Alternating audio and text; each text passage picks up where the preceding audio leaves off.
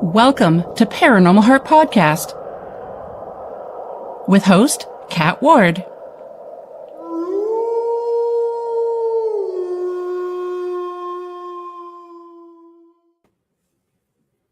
Welcome everyone to Paranormal Heart Podcast, Paranormal Talk with Heart and Soul. Tonight's segment is pre-recorded, streaming on United Public Radio Network 107.7 New Orleans, 105.3 the Gulf Coast, YouTube, and any place you find your favorite podcast. I'm your host, Kat Ward. Thanks so much for tuning in with us tonight. So I am back and ready to go. I do apologize for having so many delays. I had some bad luck. I had the flu twice in a month. Lucky me. Then I had cataract surgery on both eyes, so I was offline for a bit while my eyes healed. So now no glasses except for reading small print, but that's okay. I can handle that. So I have a question for you guys, though. Now that I'm not wearing glasses, do y'all think I should keep my current caricature with glasses, hanging out with Boo? Or should I get a new one done without the glasses? I really want to know what your thoughts are. So tonight, my Haunted Hearts, my special guest is my dear friend and paranormal brother and co-host of ParaTruth Reborn, Erik Scerbak. Tonight, Erik and I will be diving into the mysterious connection between extreme weather and reported hauntings. From violent thunderstorms to blizzards and sudden pressure drops, we'll explore whether storms simply heighten our senses or if they actually fuel paranormal activity. So welcome back, Erik. Hey, thanks for having me. Hey, anytime. Thank you for being here. Yeah, you mentioned not having glasses. I didn't even notice when I got on before. It didn't register. It didn't register. Okay. No. So what do you think? New caricature or the old one? I mean, that's a tough call. I mean, I feel like if you don't need them to do the show anymore, then I say switch it up and go with no glasses, That's what I was thinking, because I'm going to be going to an event here in Gatineau, Quebec in August for the Bigfoot conference. And if people see me, if I'm not at my table, I'm going to have all my stuff, all my swag and stuff on my table. And if it has my old caricature, they might not recognize me without the glasses. Then again, they might. I don't know. So, yeah. I reached out to my graphic artist, Mark. I think you guys have used him before. I think so. Great guy. Oh, my God. Great artist. So he's working on something to update it. So we'll see what happens. And maybe I'll ask the listeners and viewers what they think. I think that's a fantastic idea. Yeah, maybe. So weather and hauntings. Mm-hmm. It's a topic that really interests me because I have, ever since I can remember, have had weather-related migraines. And I've also am sensitive. And I've found over the years doing the podcast that I found there might be a correlation between psychics and migraines, because I've asked quite a few people over the years, men and women who have psychic abilities, if they get weather-related migraines, and the majority of them say yes. So let's see. So wind creates infrasound, which is 20 hertz, I believe, or below, which has been linked to anxiety, shadow perception, visual distortions, and peripheral vision, feeling of dread. I'm going to be adding the link in the show notes, but Google a paper called The Ghost in the Machine, written by Vic Tandy and Tony R. Lawrence in 1998 for the Journal of the Society of Psychical Research. It's a very, very interesting paper on infrasound and the paranormal. So it's called The Ghost in the Machine. I think I've sent you the paper years ago, but I'm not sure. I recall it. It sounds very familiar. Probably, I know I read it. I recall it, but I just can't off the top of my head think of everything that was in there. It's so long ago. Oh, yeah, I know. It's just really interesting. I just happened to stumble upon it several years ago, and I thought, wow, this makes a lot of sense because so there's storms, like wind will produce infrasound. So before there's a big storm coming, it's pushing towards you, and there's going to be infrasound. So that's why a lot of pets actually react to storms even before they get here, is because they're picking up on the infrasound. Not all pets are sensitive to that particular thing, just like people. So it's really interesting. So in a storm, there's increased electromagnetic energy during storms, the barometric pressure changes affecting human perception, fog creating visual distortion, so pareidolia, traumatic weather disasters leaving strong emotional imprints, static electricity possibly interacting with equipment. They could potentially drain your batteries, equipment malfunction, that sort of thing. Lightning releases massive electromagnetic pulse. EM fluctuations are known to affect human perception at certain frequencies. And yeah, like I mentioned earlier, before lightning strikes, the atmosphere becomes electrically charged, hair rises, skin tingles, electronic glitches. It's just, it goes on and on and on. I mean, well, it's interesting because, in one case you think, I guess I shouldn't say you think, but there's evidence that suggests that these thunderstorms, for example, can heighten paranormal activity itself. But there's a scientific explanation too that these thunderstorms or lightning storms in particular, since they create these negative ions, they can actually produce kind of psychedelic effects that make you think you're actually seeing paranormal phenomena when you're not, because these negative ions are very similar and practically identical to what you would see in a high EMF field within a home, which also, as we know, high EMF near like a mechanical box or something, electric box, that can set off various things within the human body, especially within the mind, such as seeing visions, getting headaches, feeling like a sense of paranoia, things like that. So, it's like whether or not a storm itself actually increases the phenomena, or it just simply increases your perspective of what you think is paranormal phenomena, is still up for debate.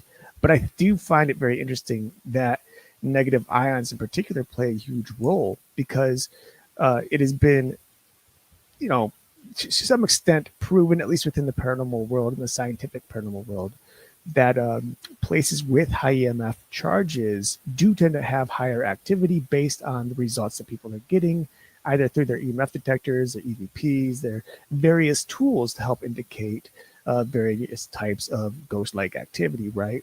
Ley lines, for example, they tend to have high EMF, which is typically produced with negative ions. And even rain, it literally, as water falls from the sky, it splits molecules and creates these negative ions, which again fuels the atmosphere with this kind of feeling. And it's often like, a fresh scent, rain scent that that everyone loves. That is actually the scent of negative ions that have accumulated, so you're actually smelling ions in the atmosphere. And it's that same thing that is really charging a lot of this paranormal activity. But it's so tough to say, considering it does have this effect on people too. Yeah. So like, is the storm creating the haunting, powering it, or perhaps storms are opening portals, allowing unseen entities to slip into our world? Like, there's so many theories. Yeah. And there's been a lot of suggested evidence that we see an increase in UFO activity in the skies during thunderstorms as well, almost as if these UFOs are feeding off the lightning storms in itself, or the energy that these storms produce. Now, and the same thing happens with like blizzards, right? Because and it makes sense, because if rain creates negative ions, snow is just a frozen version of rain. And even though the molecules are slightly different because of what it's, what it basically is created as this icy type of substance, it still creates a negative ion. It still changes the barometric pressure in the atmosphere. It helps to relieve some symptoms for people, while also increasing symptoms within the mind, especially. And how many people say, "Oh, there's a storm coming. I feel it in my bones." Right? That's something that's very natural. So it is very intriguing how storms do tend to increase, but we don't have enough scientific evidence in total to support that storms do indeed increase the paranormal activity itself. It would be interesting if we can get like the Weather Network work together with paranormal investigators to figure it out. I mean, I'm serious here. I mean, get meteorologists to work with paranormal investigators, and we might be able to find something not necessarily new, but maybe confirm what we already suspect. No, I mean, that's very possible.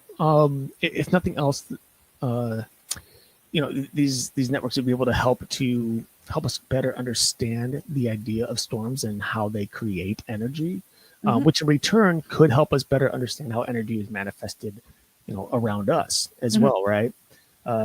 You think of static electricity you mentioned earlier. When there's an atmosphere that's charged with static electricity, you can kind of feel it.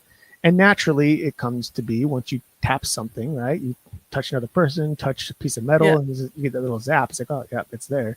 My house is crazy charged with static electricity because I really don't know what it is. I don't know if it's just like crazy dry in here or so just a weird atmosphere, but I'm always shocking beats and and back and forth. He'll come up and nudge his nose up against my arm and he'll like flinch because there's a loud shock and he jumps back but yeah, it's definitely interesting how various charges like that can certainly increase energy, and it's the same thing that even drains batteries. Like you would think it would help charge batteries, but it drains them. I think though, beyond that, even if we couldn't get meteorologists involved, I think there is it should be a type of investigation conducted or study in which the same location supposedly haunted at least, in which somebody does an investigation for multiple nights, multiple weeks throughout the year, whatever, while there aren't any storms, get their base readings during those investigations, and then when there's a storm, go back and do multiple investigations during various storms and see how the evidence relates or doesn't relate. There's a good chance that our speculation on storms creating more paranormal energy is completely false, and there is no change at all. It's just our perspective that changes. But on the flip side, it very well could. And if so, that might kind of help gear us toward a better understanding of how energy manifests in the physical realm. So true. I've mentioned on the show before, and I think I mentioned when on your show before too, that several years ago, I had an appointment and it was 2 hours away. And at the time, the kids were old enough to be able to stay at home by themselves for the day. And they weren't calling for severe weather. They were calling for rain, but not severe weather. So I went to my neighbor across the street because my kids used to play with her son. And I said, hey, we're going to Ottawa. Kids are staying home. If there's a tornado, can the kids come over? And she's like, yeah. I'm like, okay, thank you. Whatever. So we get to our destination, and I tried calling the kids, and they didn't have cell phones then. It was just the landline, and it was ringing and ringing and ringing, and nobody was picking up. And I thought, okay, that's kind of strange. So I tried it a couple other times, and I'm like, what's going on? Open up my Facebook on my smartphone, and people were showing pictures of flipped transport trucks, trees uprooted, roofs. I'm just like, holy crap. I looked at my husband and said, I think we had a tornado. And sure enough, it was, by definition, it was not a tornado, but it's just as destructive. I think they call it a downburst or something like that. But it was destructive. I mean, when we came home, we were driving through our little town. It looked like a war zone. I mean, some roofs were missing, shingles, down trees. It was and there was no power. And I sensed that before we even left for our drive. I mean, my head, I had the worst migraine I've ever had. My face was beet red, so I know my blood pressure was way up. So yeah, it was crazy that I knew that, like I said, they're only forecasting rain, nothing too severe, but no, my little brain knew that something was coming, and sadly I was right. I don't remember if there were any injuries or fatalities during that. I just remember luckily our house had like 3 little shingles that were removed, ripped off. And, like at the peak of your roof, you have those other, the kind of shape. Oh, yeah.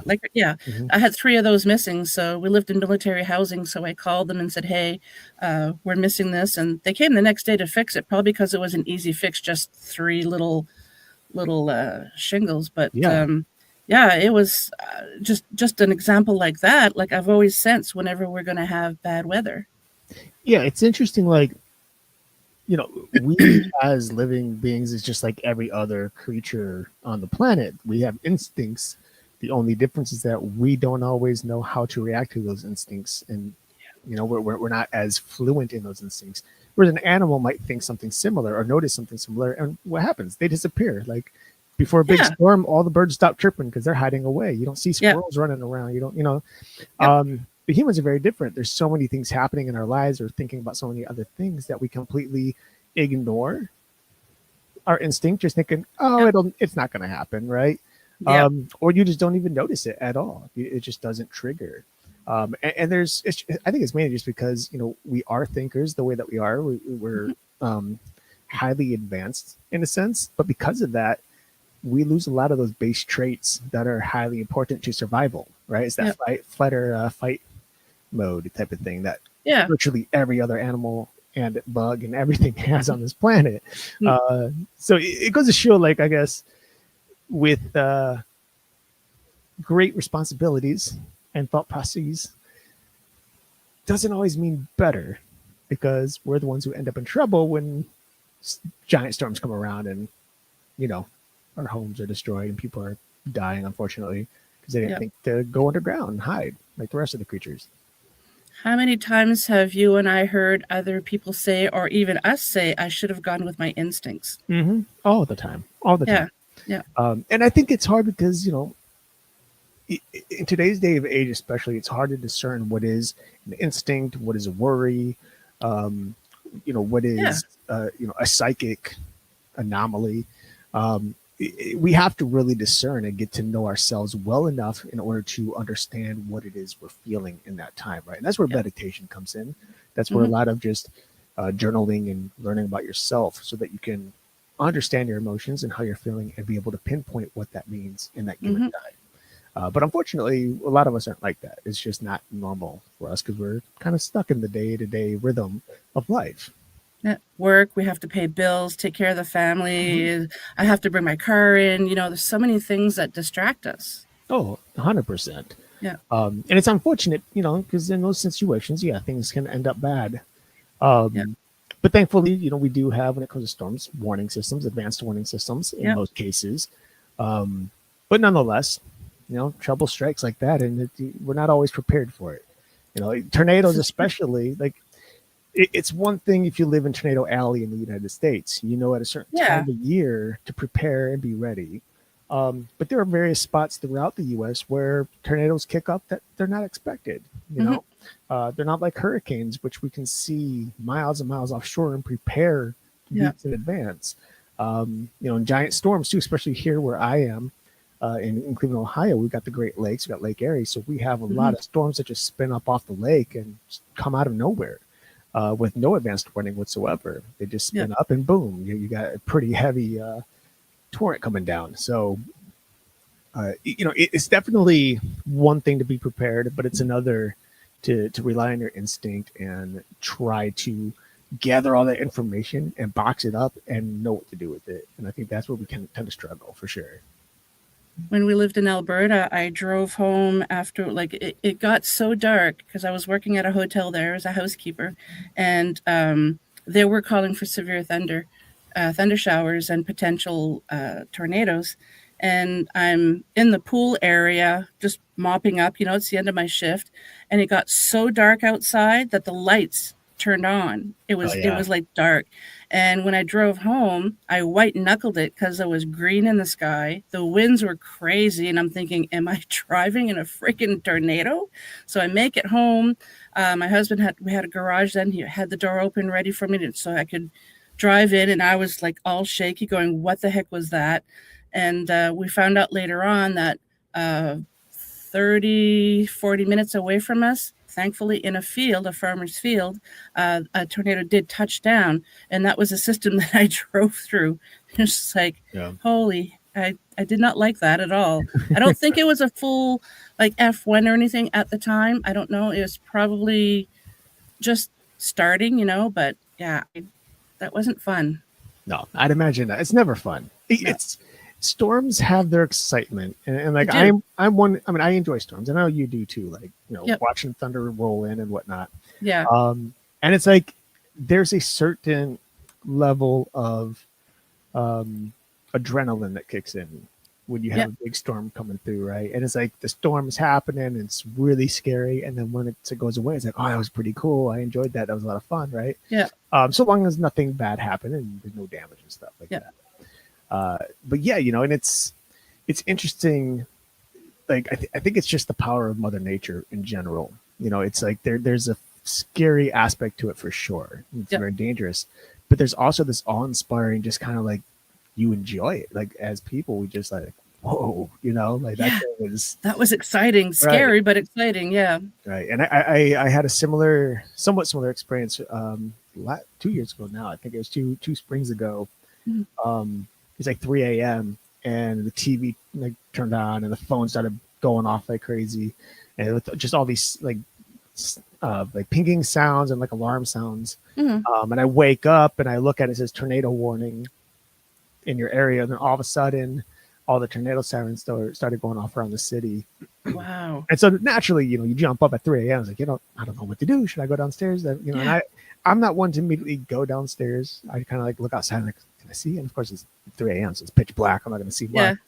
But it was scary because like, you hear the sirens going off and there's not a single bit of wind at all. It's like no wind, no rain, nothing. And it's just like, I've never experienced an actual tornado touchdown, but I've heard the stories of how everything goes silent right before the tornado hits. So it's like that was a pretty frightening experience. And once it did finally pass, they usually give like a 1 to 1.5 hour like warning time. So it's like might happen now, but be prepared for the next hour and a half, right? Yeah. So once that passed, it's like, okay, well now it's over, and that's kind of cool. But back to bed. Yeah, 3 a.m. That was amazing that the TV turned on too. Wow. Yeah, so you never know, like, because if there was a power surge, you'd think it wouldn't turn the TV on. It would fry things, right? I mean, I don't know. It depends. Not necessarily. So like, I guess it depends on the grid. Like I've had power go off, obviously. But sometimes it'll like, so if the TV is on and then a power surge hits and turns everything off, and then the electricity kicks right back, it'll turn everything back on. Oh, yeah. So lamps turn off and turn on, TV will turn off, turn on, like that kind of thing. Okay. And so in some cases, like you have this power trip and a TV, at least in this case, kicks back on, even though it was off. And it's like, it's no big deal. It's like, natural for electricity to do that when it's going through this weird power surge up and down the street. But yeah, nonetheless, it was like, it's pretty interesting because it was just, it was the warning systems all around, and it's a scary thing to wake up to in the middle of the night. Yeah, we don't have tornado sirens here. It would be freaky to like, I just don't know what it's like to be able to hear that. I've seen it on TV shows and movies, obviously. But I've heard it a lot over the years. That was 2 years ago. A year before that, we had, I was out where my parents live, and we had every tornado siren in every surrounding city around us going off, except for ours. So you can hear it from all different directions. It was really cool. Wow. But like tornado sirens, at least the ones that we have here, are pretty frightening. Like it's a scary sound. Yeah. That's not something you're used to. And like they tend to get us used to it because in the spring, like between spring, I would say March and June, they do, I think it's Saturday or Sunday, they do 12 p.m. Tornado siren tests. So at noon every weekend, sirens go off for maybe 5 minutes or so, testing the systems. Yeah. But, and those are pretty low key. You hear them, but they're not as loud as they typically are, in the middle of a storm. Okay. Yeah, you definitely want to test those, not during a storm, but test it before, yeah. Kind of like your smoke detectors. Yeah, exactly. Make sure you change your batteries once a year, folks. So let's talk about some things that have happened during storms. So I have the storm spirits of Point Pleasant. So apparently after 1967 collapse of the Silver Bridge, I've never heard of it before. Maybe you have. That's Point Pleasant. Yeah, that's where Mothman. Yep. Witnesses reported strange weather patterns, suddenly fog banks, electrical disturbances, and violent storms coinciding with sightings of the Mothman. Mm-hmm. I find it's actually very interesting because like there's a lot of speculation as to what exactly the Mothman was. Yeah. Obviously, he's seen as like this dark figure, like this tall, dark figure, nearly black with black wings and red eyes. Mm-hmm. And there are people that said it was a demon that was creating this problem that caused the Silver Bridge to collapse, who causes storms. Some say it was an angel that was there trying to warn people of it. Mm-hmm. Some say it was another entity altogether. But it is interesting that even that historically, even within religion circles, especially within Christianity, angels and demons are often associated to various weather phenomenons. We hear about thunder and lightning and some angels being in charge of the winds. Sorry, Binks is taking screen time here. Hello, Binks.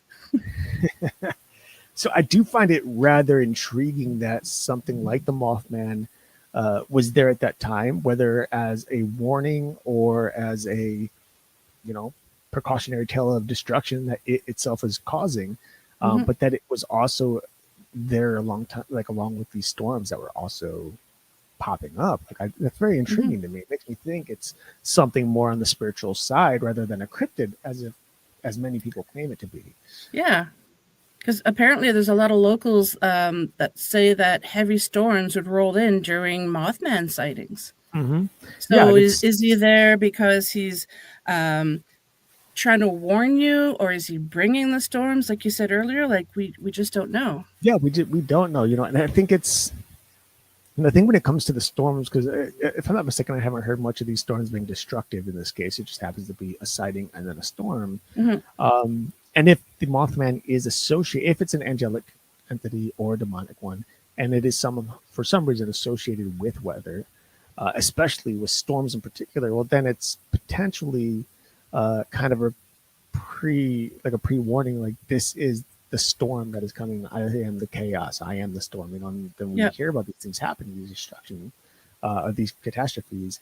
And the Mothman wasn't just sighted in West Virginia either. Like he's been seen in southern Ohio, which is right near where Point Pleasant is. They're kind of right on the border there. But he's been seen around the world as well. Yeah. There have been a number of different sightings throughout that have seen similar things, either a destruction of a bridge or a building or some catastrophe. But always, again, associated with these storms. And that is interesting. It's almost like the butterfly effect, but on a more literal sense. It's like every time he flaps his wings, a storm is created, right? Yeah. So it's definitely interesting, and I think certainly important to consider when it comes to the Mothman. And like I keep saying, it's like I consider it more of a spiritual thing, possibly. Maybe. But that's not to say he's not cryptid, because we do have, of course, the Thunderbird, who is notorious for creating thunderstorms as well, and that is a cryptid, as far as we know. I mean, again, that could have also been an angelic or a demonic or some other spiritual being that people just thought was a bird, but was something else. But nonetheless, I am under the strong belief that a Thunderbird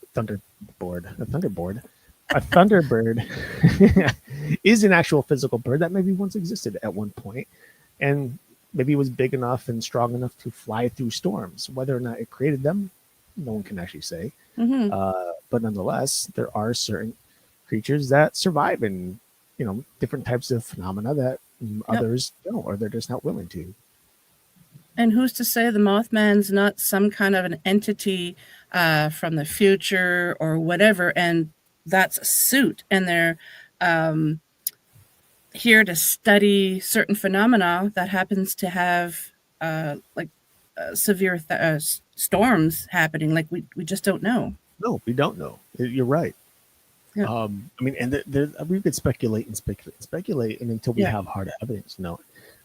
There's claims of photos and videos, things like that. But even those have been, they've been up for scrutiny a lot, as is most things that we see in the paranormal, especially lately with the whole AI thing. But how many people in various different Facebook groups that you and I are both in, but that I just see around that people are posting these clearly AI generated things and trying to pass them off as real, or like, this is, it's just crazy to me. It's crazy to me.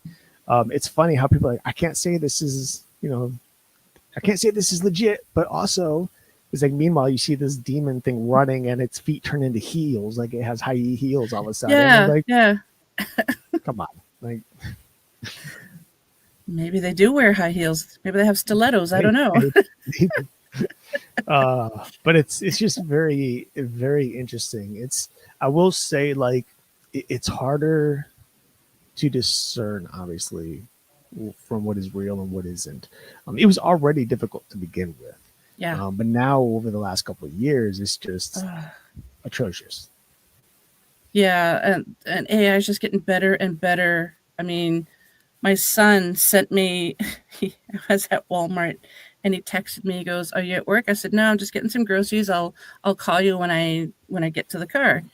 So he sends me this picture, and which made me call him right away. It looked like his foot was so black and purple. And I thought he injured himself on the job. He's a commercial plumber. Okay. And so I called him. I'm like, "Did you go to the hospital?" "No, I think I'm fine. I took some meds. I'm good. I can walk on it." I'm like, "No, by the looks of it, you might even need surgery." Like, all the stuff speculating. Then he starts to laugh. He goes, "Mom, it's AI." I'm like, "What?"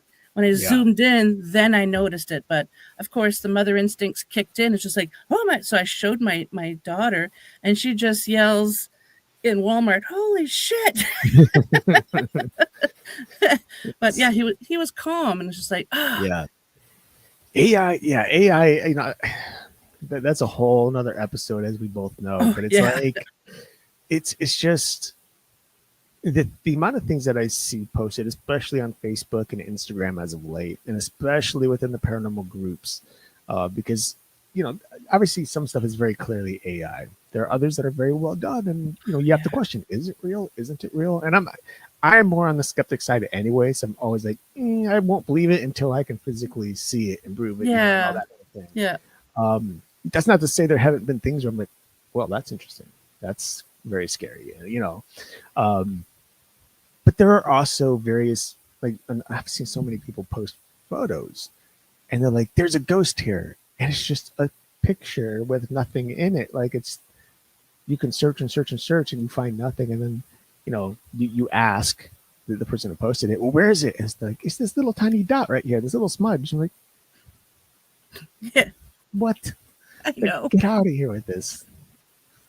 Some people, I think some people just want to believe so hard that they will, And I totally understand that. Totally. Yeah. But I can't in good conscience, because I want to believe so much. I can't in good conscience just say, "Yep, that's real." Yeah. I have to look into it further. Yeah. Well, I mean, in all honesty, there are a lot of gullible people out there. And you might recall that a few years back, it's a little more than a few years back, sorry, I posted a photo that I took while I was out on a DoorDash run. And it was a picture of this. It was, I don't know what it was exactly. It's just like this steel, like, it's flat. It wasn't 3D. It was like flat. It was like aluminum or something. That's this little thing or pretty big thing that stood in the middle of the backyard, and it looked like a monkey on all fours. I remember, but it had no features on it whatsoever. So I took a photo of it. I thought, this is weird. And then I was like, you know what? I'm going to post this in the paranormal forum groups, and I'm going to do a little editing and say, I don't know what this is. And it had thousands and thousands of views and comments, and the grand majority of those people freaking out, like, what is it? I don't know what it is. And they're like, it's a rake, it's this, it's that. And then, obviously the few that are like, this, I don't think this is anything, this is, right? But it's like, I knew that it was nothing. But to see how many people believed just by seeing that photo, and all it took was a little editing, throw it into, save it to your phone, throw it in black and white mode, turn up the, what do they call it? The exposure. Oh yeah. And boom, you see it's like a sculpture in the backyard. A very lightly detailed one, because it was the back of it. But it's like, I mean, I had a lot of fun with that. I will admit that I was, at that time, part of the problem rather than the solution. But social experiment. Social experiment. And I did, like, I posted it for the show, and I posted it on our Instagram, and then we talked about it on the show too. But it's crazy to me, like, how quickly people will see what you say it is without taking the time to study it and really figure out the truth. That's why whenever I show a photo to someone, or I get someone to listen to, oh God, I can't, what audio. If I think I heard something, oh my God, what's that called?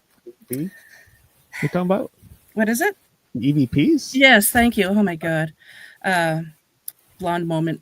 I don't tell them what I think I see or hear. I just say, here, what do you think? So I'm not putting that information in their brains. They're just like, yeah, I see nothing, or yeah, I think it's this. I'm like, yeah. Okay. That's one thing that I find frustrating with a lot of modern ghost hunting shows is when they air that type of stuff, they immediately say what they think it is, or they'll just say, listen to the CVP, and it gives little subtitles. So it immediately tells you what they think it is without giving you the time to discern it yourself. Yeah. And I would prefer that they gave us time to kind of, like, figure it out on our own. Because it's, what was the, forget what the word is, but there's like, you can easily cause someone to perceive something a certain way just by, telling them what it is, like what it sounds like. Yeah. It's like you could say this sounds like the word car, and someone else says it's the word duck. And when you listen to it, depending on what word you're given, it sounds the same. It's like, oh yeah, this is car. And then the next person's like, oh no, it's duck. Right. Yeah. And there's in reality, it was a fart. Right. There's so many social experiments out there that show that, like, just on YouTube and stuff, but it's crazy. It's, you can easily, I hate to use the word manipulate, but in a sense, you're manipulating the mind by tricking people, not necessarily tricking, but, can what's the word? I don't know, just getting people to believe a certain word that is used that maybe isn't used at all. Yeah. You're kind of guiding where you want them to think. Yeah. So another haunting linked with storms is the lightning-linked hauntings of Borley Rectory. So known as the most haunted house in England, Borley Rectory was struck by lightning multiple times before its 1939 fire. Investigators documented poltergeist activity increasing during thunderstorms, phantom lights and electrical disturbances during storms, witnesses claiming the spirits were stronger in bad weather, and some researchers theorize lightning energizes paranormal manifestations. Yeah, I mean, and we've already talked about that a bit here, but it's I mean, when I think of, like, oh, during a thunderstorm, there's light anomalies and things turning on and off, like that could very well just be electrical phenomena that literally comes from lightning storms. Now, whether or not there was electricity in this house, and what type of electricity, and whether it was attached to the grid, there's all these different things you have to take into consideration, I suppose. But typically, I would think if I see a flickering light during a thunderstorm, it's probably because the thunderstorm itself is causing it. Before I turn and say, "Oh no, it's a ghost." That's flipping lights. Get the salt. Or a device. But yeah, and here's the other thing too with storms. It's, I think it's easier to say that storms are kind of a conduit for paranormal activity, because it's what we see in the movies as well. Yeah. How many scary movies do we see, especially paranormal, where there's a thunderstorm right before the activity starts? And so I think we have this natural tendency to believe that if there's a thunderstorm, then scary things start to happen. And I'm victim to that. I'm still victim to that. There's a thunderstorm outside. I'm like, I think I hear a noise, right? I think something's walking up the stairs or something, whatever. Thankfully, I got Binks now. So every time I think I see or hear something, and then I look at him and he's just calm, I'm like, oh, it's nothing. Yeah. We're fine. Yeah. That's a nice thing about having pets, cat, dog, whatever. Chances are they're going to notice something before us. So, always pay attention to your pets. I will say that's when it gets scary, when Binks does notice something that I don't see. And I'm just like, what are you looking at? And he's just frozen solid. His tail's fluffing up and he's staring at the ceiling. Like, bro, there is nothing there. Yeah, that's not just a bug because the tail's fluffed up. Yeah. So I don't know. Either he sees something or He just way smarter and knows how to control everything. And he's like, I'm about to scare Dad. I'm going to do this just for fun. Maybe. So apparently after Hurricane Katrina in 2005, paranormal investigators reported a spike in spirit activity. Apparently there were apparitions appearing during heavy rains, EVP recordings, capturing voices referencing drowning, increased activity in already haunted locations during tropical storms. Have you heard anything about anything paranormal related after Hurricane Katrina? I mean, a few things, but I don't think any of it is, what did I say? It's not directly related to the energy of the storm itself. I think it was related to, hi, bud. Excuse you. Oh, hi. He thinks it's his show. No, not buddy. I'm thinking of things now. Get out of here. Oh. Come on. I know he overreacts sometimes. I give him a little tap and he like jumps a mile back. Like, oh, you pushed me so hard. Yeah. Oh my gosh. So the thing with Katrina,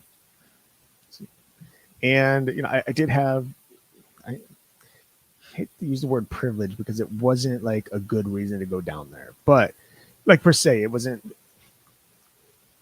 You know me in words. It was a good thing to go down there, but for the reason that we had to go down there. So I went down there for mission trips after Katrina to do demolition and mold remediation through various houses that were destroyed by floods. And so in that sense, it was good to go down there and help out, but the reason we had to go down there and help out was bad, right? Yeah. But Katrina destroyed a large number of the city, and part of that was the flooding, which happened obviously in very many aspects of the city, not just the Ninth Ward, but it also lifted up and moved tombs and like caskets and things like that. So we have a lot of not deliberate, but we have a lot of activity of disturbing perhaps souls that were resting, right? Mm-hmm. So I think because of that, because there were so many already deceased souls, or people, their souls resting, it created this kind of energy. It like woke up these souls and spirits that were moved about, and now they're like trying to figure out where they're at, what's going on. The energy increased because of it, just because because everything was kind of disrupted. There was more ghost activity, and then on top of that, thousands of people passed away during the storm. So now you have fresh souls too that are wandering about who maybe didn't have the ability to have closure, who lost loved ones, or who passed away for saying bye to their children or something like that. So I think for that reason alone, there was an increase in paranormal activity. I won't say for sure that the storm itself did it. Yeah. Because there's so many emotions going on, like panic. People are just sad. They just can't believe that their property, their home is gone now. I mean, there's so many emotions. Yeah, and I mean, there were a lot of people that were just lost to sea. They were, never found. So there's obviously it was catastrophic. And because of that, there were definitely, I think the increase in hauntings was due to just the disturbance within the city because of the storm, not necessarily in direct relation to the energy of the storm. Mind you, New Orleans, I mean, all of the cities along the coast, especially that were hurt by the storm, they live near the ocean. And so there's this constant energy source that already stirs up spiritual activity. We see the same thing in Savannah. So I don't think necessarily a storm itself would increase it even more, because ocean waves in general actually also create negative ions. Every time a wave breaks, it does the same thing that rain or lightning does. It splits atoms and creates negative ions. And, there's a lot of discussion today about how negative ions can affect us. Might affect us psychologically in a negative way, or in a way that makes us think we're seeing spirits or ghost activity.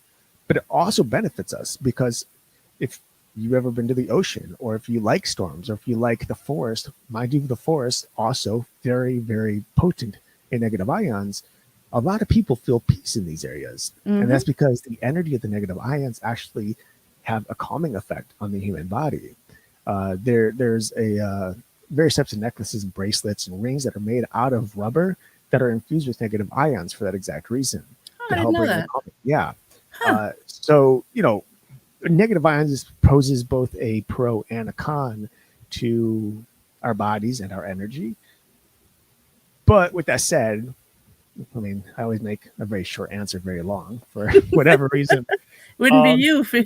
Yeah. I don't think that Katrina itself was the cause, or I should say the energy of Katrina was the cause of the hauntings increase, but instead the destruction of Katrina was the cause of the increase. Fair, yep. I want to mention one that happened actually in Canada, in Alberta, called the Vanishing Travelers. Apparently it happens across rural Alberta highways. Drivers during blizzards report picking up silent hitchhikers who vanish, figures seen walking along snowy roads during whiteouts, radio interference during extreme cold weather, that happens.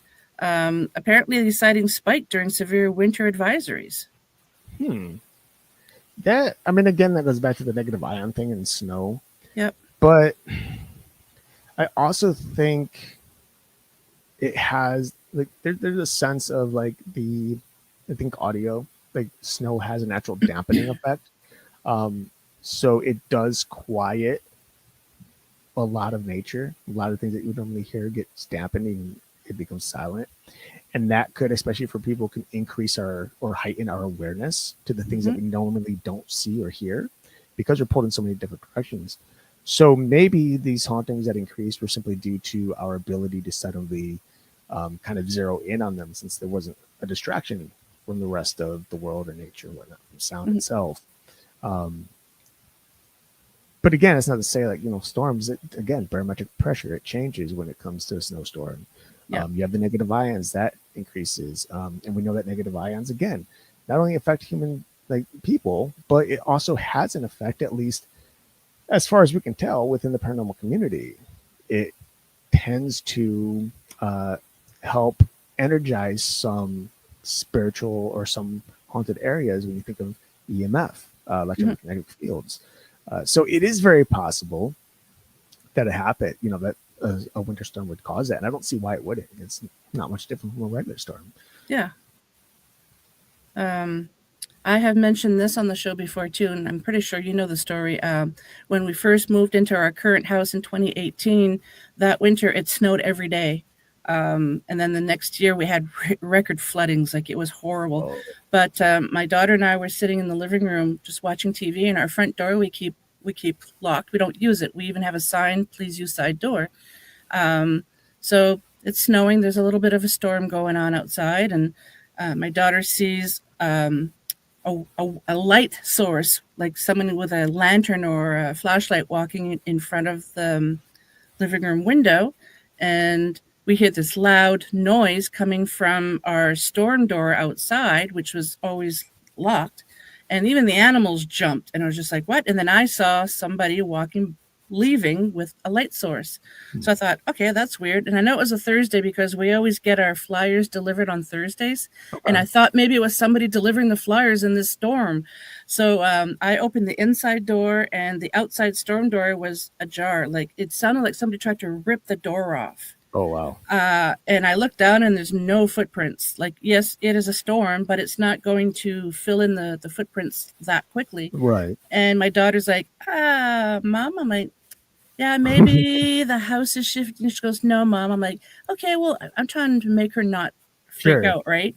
And then after a couple times me going, maybe, and she goes, Mom, I'm like, yeah, you're right.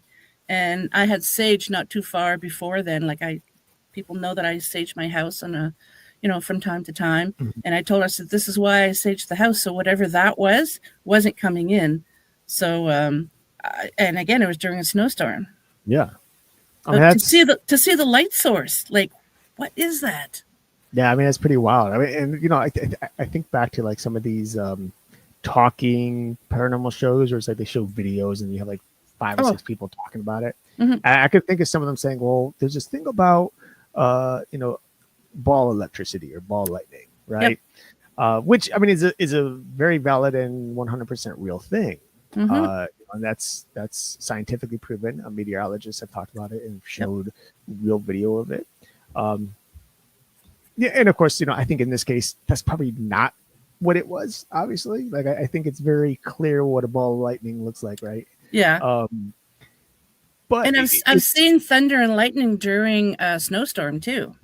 Not often, but it's weird. Yeah, that happens up here during the winters. If there is lightning, it's always green. So we get green lightning during the winter, and then it's blue or white lightning during regular months. But I really don't know why it turns green in the winter. I'm sure it has something to do with the snow, there's the atmosphere with the weather. But anyway, the fact that you and your daughter both witnessed this, though, this light ball of light, and like my family and I, we witnessed something very similar at my parents' house so many times over. We would see this green orb float across the room, like a green or blue orb, down the hall, through the living room, into the kitchen, and we'd all see it at the exact same moment and all like, did you see that, right? Yeah.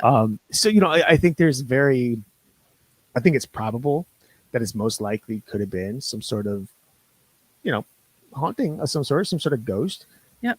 But does that mean that it happened because of the snowstorm, or did it just happen during a snowstorm? Yeah, exactly. Right?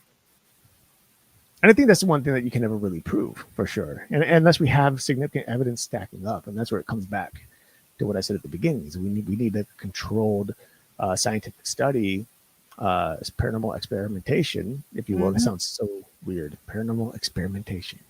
What are we going to create? To really discern whether or not storms do increase paranormal activity. And we'd have to rely heavily, I think, on our devices, because I think due to the fact that storms have a proven ability to change our psyche and our awareness of things and the changes to our bodies and our minds, we can't rely on that, because we can see the increase in paranormal activity, and that could just be the effect of the storm itself doing things internally. And not really showing us ghosts, but making us think we're seeing ghosts. So I think there definitely needs to be some sort of methodical scientific study conducted using the same instruments over and over again, both during storms and not during storms, at the same location. It has to be the same location, house, ideally some controlled location would be most ideal. Nothing like out in the woods, because you can't control that. And I think that would help us better understand whether or not storms really do create or heighten activity. Maybe it's enabling us to see things that we normally wouldn't be able to see too. Like, we don't know. Right. I mean, that is absolutely a possibility. And I think that helps. I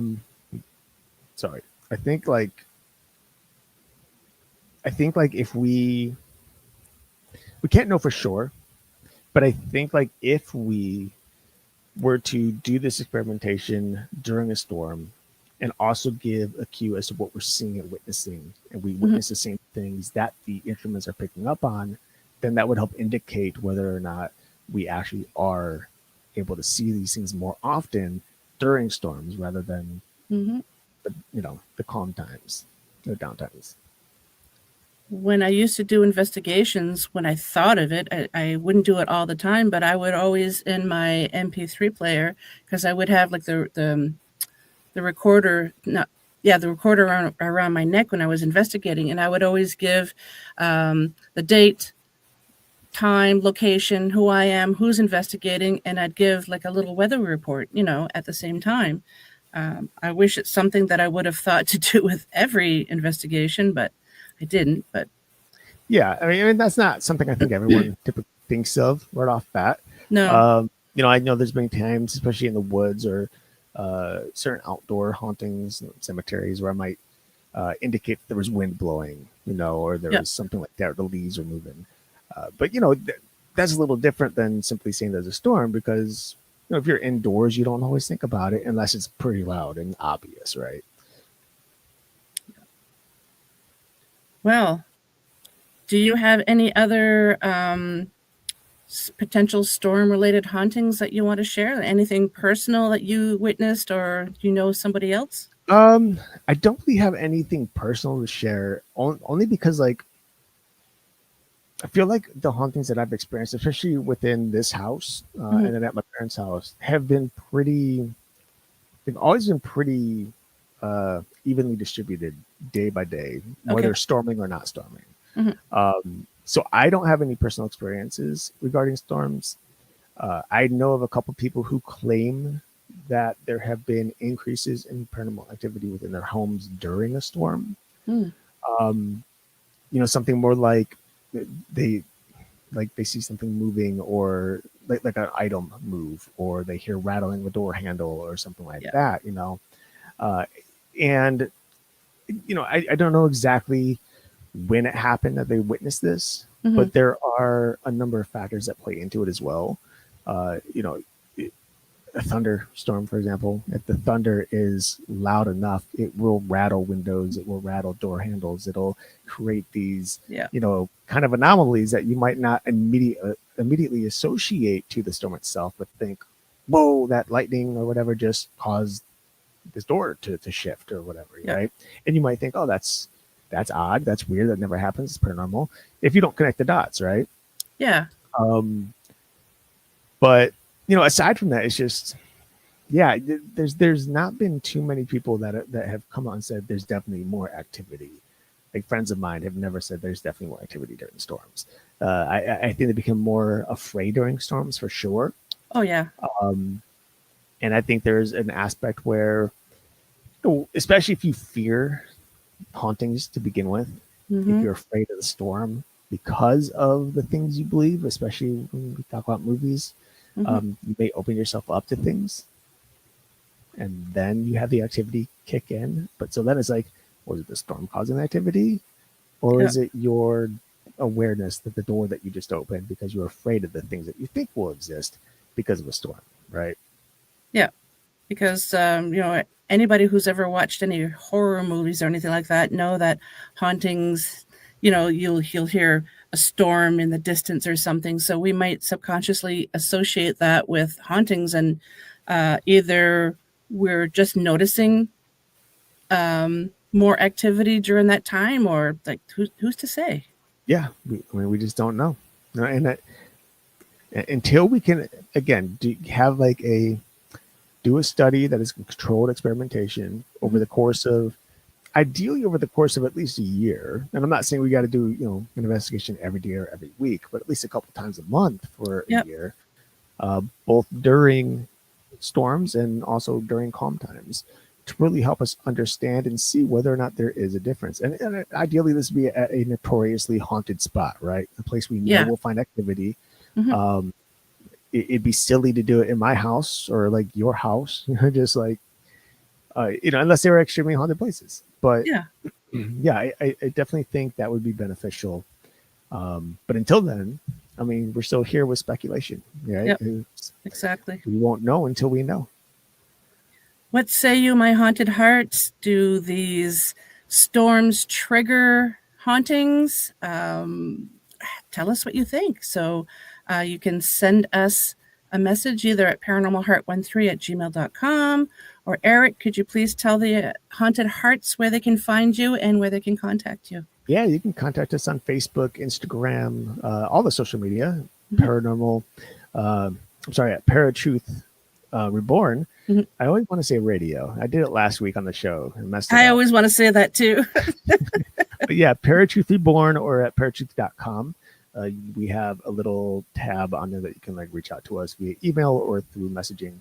We're happy to get back to you. We usually get back to you within a couple of hours in most cases. And of course, you can also just check us out on YouTube and all those places, and comment on any show, send us a message, even if it's not related to our topic for that night. We're happy to talk about it on the show as well. Excellent. Can you also tell them where they can find your show? Yeah, of course. Really, you can Google us, just ParaTruth Reborn, and you'll find everything that you need to find to get a hold of us and find our show. We're on Spreaker, we're on iHeartRadio, we're on all the places, really, literally everywhere. UPRN. Podbean, UPRN, 107.7 FM, New Orleans, and 5.3 FM, the Gulf Coast, everywhere worldwide. Like, just, again, Google's your best friend when it comes to finding our show. So it's ParaTruth or ParaTruth Reborn will pop up either way. And you usually have new episodes on Tuesdays at, 10 p.m.? Is that Eastern? 10 p.m. Eastern. Technically, 10 p.m. Eastern. So, if you tune in at 10 p.m. and we're not there, it's because you got to wait 10 minutes. Yeah, because you do live. We do live. Yeah. Nice. Well, thank you so much, Erik. I really appreciate you coming on and talking about this topic that I find really interesting. Yeah, for sure. I mean, it's super interesting. I was excited to be a part of it. Yeah, thank you. Too bad Justin couldn't make it, but he had other things he had to take care of. So we could have talked about him, but could have. Nothing good. Okay. Hang tight. I'll say farewell to the Haunted Hearts, and we'll just chat for a couple minutes if you have time. For sure. Okay. So a huge thank you to my special guest, Erik Scerbak, and to you, my wonderful Haunted Hearts, for tuning in. I also want to thank UPRN 107.7 New Orleans, 105.3 the Gulf Coast for carrying the show. If you enjoyed tonight's episode, please like, subscribe, share, and comment. It really does mean the world to me. And if you'd like to be on the show, you have guest or topic ideas, just want to say hello, drop me an email at paranormalheart13@gmail.com. I'd love to hear from what country you're listening from as well. So send me an email. Until we meet again, take care of yourselves and of each other. Much love to you all.